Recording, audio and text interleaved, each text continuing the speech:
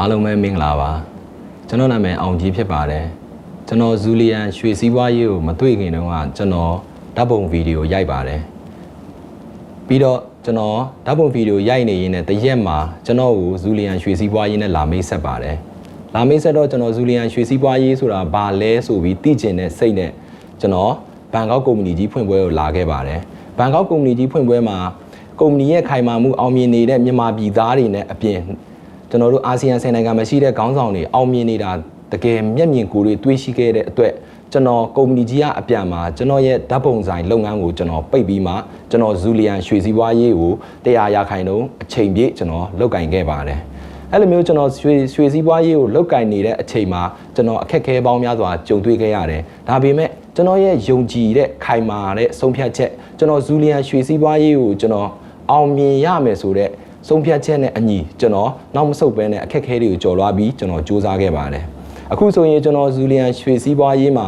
ကျွန်တော်နှစ်ကျော်3နှစ်ပတ်ဝန်းကျင်ဖြစ်နေပါပြီဇူလီယန်ကုမ္ပဏီကနေပြီးမှကျွန်တော်ရဲ့တလဝင်ငွေဆိုရင်အခုဆိုရင်300ပတ်ချလဲမှာရှိပါတယ်ပြီးတော့ဇူလီယန်ကုမ္ပဏီကပေးတဲ့ကားဇူလီယန်ကုမ္ပဏီကပေးတဲ့အိမ်အပြင်